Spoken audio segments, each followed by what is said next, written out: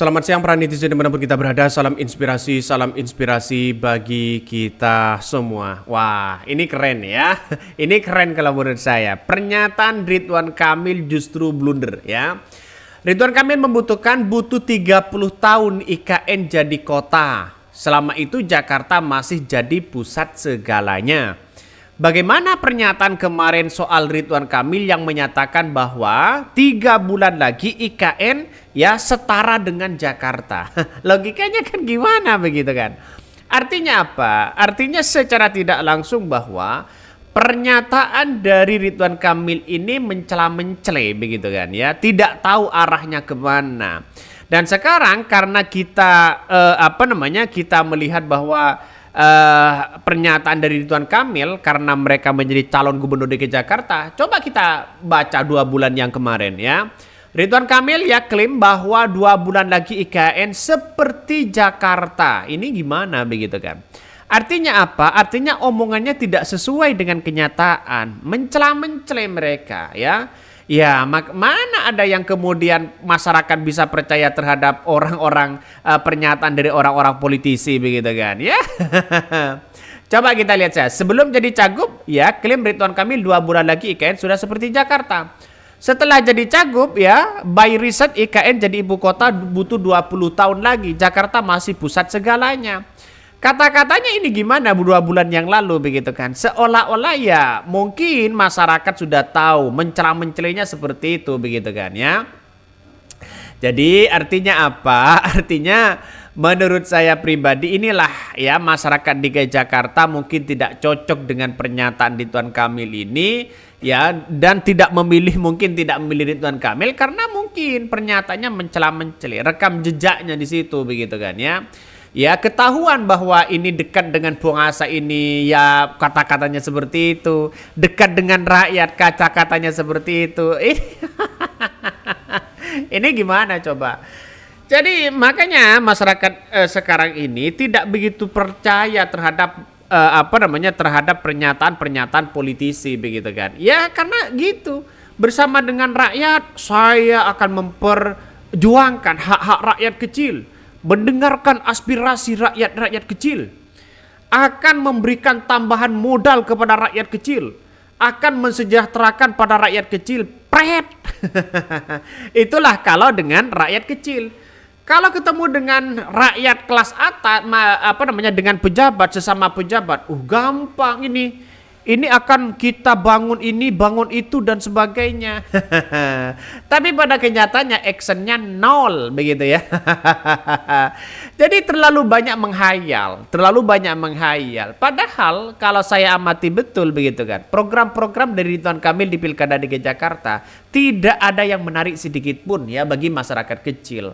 Justru jangan muluk-muluk lah. Tidak harus membangun perumahan di kota, di tengah-tengah kota, harus membangun apartemen di tengah-tengah pasar begitu kan. Tidak usah muluk-muluk seperti itu. Cukup satu, meminimalisir angka kemiskinan ya. Bagaimana kesehatan, ekonomi berdampak kepada masyarakat kecil. Apalagi soal kesejahteraan masyarakat itu penting pertama kali dibandingkan harus membangun tol itu ujung-ujungnya ngutang. Ngapain juga bro. Agak lucu sih sebenarnya ya. Maka itulah dari kalangan politisi begitu. Ini wah sinyal-sinyal IKN bakal jadi mega proyek terbengkalai ya nih. Ini kayaknya ini. Bahkan RK udah betul-betul setara dengan guru bul-ngibulnya. Sebelum Bacagup IKN 2 bulan lagi seperti Jakarta. Setelah Bacagup kira-kira seminggu yang lalu perlu 20 tahun lagi. Hari ini IKN butuh 30 tahun lagi jadi kota. Kalau terpilih jadi gubernur yakin RK akan bilang IKN mangkrak.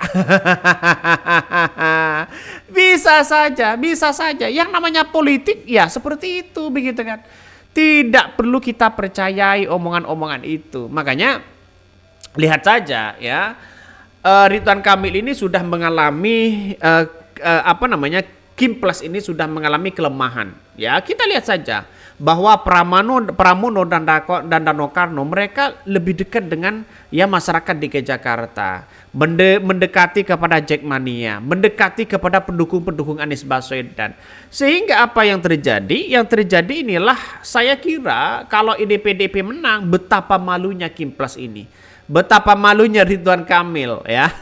Karena ya Pak, ya kita lihat saja realitasnya, masyarakat pasti akan memilih itu begitu kan. Makanya dengan situasi politik ini walaupun diprediksi Ridwan Kamil menang, ya memang kampanyenya santai-santai aja mereka. Mereka punya segalanya, kekuatan ya, istana juga punya mereka. Jadi artinya apa? Artinya saya kira kalau kita melihat dengan secara realistis begitu ya, hitung-hitungan politik saya memprediksi bahwa Ridwan Kamil ini kalah begitu kan. Saya kira. Kenapa? Karena pendukung-pendukung Anies Baswedan ini dibenturkan dua pilihan. Sedangkan Pramono dan Rano Karno ya lebih mendekati bagaimana caranya suara-suara pendukung-pendukung Anies Baswedan ini bersatu. Artinya apa? Artinya secara tidak langsung manfaat dari Rano Karno kepada masyarakat ini sangat luar biasa dampaknya. Karena Rano Karno ini mau ditempatkan dengan rakyat kecil mereka bisa. Ya, tidak begitu penampilnya biasa-biasa aja begitu kan. Artinya apa? Kalau mereka berusukan cocok dibandingkan Ridwan Kamil. Coba bayangkan, kalau Ridwan Kamil ke pasar, belusukan aja, rambutnya saja sudah keren begitu kan ya. Penampilannya saja sudah keren. Mereka seolah-olah tidak layak di situ begitu kan. Artinya apa? Artinya terlalu kinyis lah. Tidak berbaur, artinya kurang berbaur begitu kan ya dalam situasi ya penampilan Ridwan Kamil. Ya apalagi Suswono jauh mereka begitu ya. Kalau Rano Karno santai ya, terus kemudian penampilnya seadanya di situ begitu kan. Ini kan Pramono ini diuntungkan oleh Rano Karno karena Rano Karno yang banyak tahu ya masyarakat di Jakarta kepada Rano Karno. Jadi menurut saya pribadi langkah yang kemudian kita amati betul bahwa ya bisa saja Ridwan Kamil ini ya ucapannya dianggap mencela-mencela, makanya ya rekam jejak itu banyak masyarakat untuk untuk digubris begitu, apalagi masalah cuitan-cuitan lamanya begitu kan. Coba kita baca, RK butuh 30 mengatakan butuh 30 tahun IKN jadi kota, selama itu Jakarta masih ya pusat segalanya. Kalau toh pada hakikatnya IKN 30 tahun jadi kota, artinya siapa yang menduduki di situ begitu kan ya? Siapa yang menempati di situ?